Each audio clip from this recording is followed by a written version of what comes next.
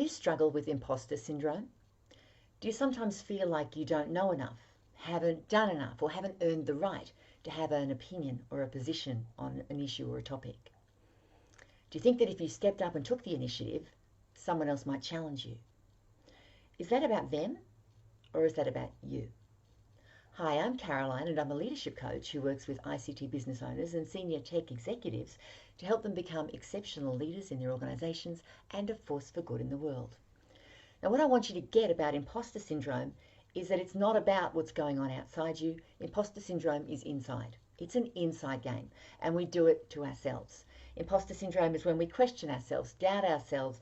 Do I have something to offer? Do I have what it takes? Can I, have a voice here? But it's all internal. And so, and this has absolutely been my journey. I have my whole life doubted myself, questioned. And because of my doubts, I have often performed instead of just being authentically me. And I've given up power in that situation. I can't be my best when I'm performing because I'm pretending to be someone else. And so my journey has been to learn there's 3 steps that will allow me to overcome imposter syndrome. And if I follow these 3 steps, I beat it every time.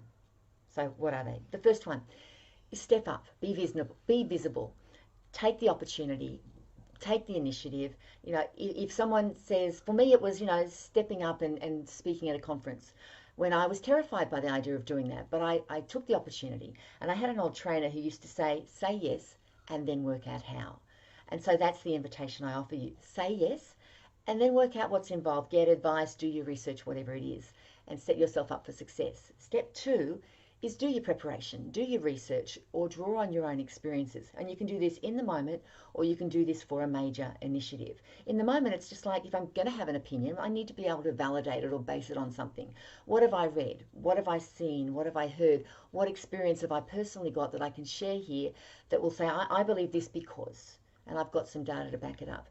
And if I'm saying yes to a presentation or an opportunity or to lead a project, then, do my research to support that role that I'm taking on with some data, with some information that's going to help. So do the work to be prepared and to be ready. And step 3, be courageous and back yourself. Don't allow that little voice to pull you back.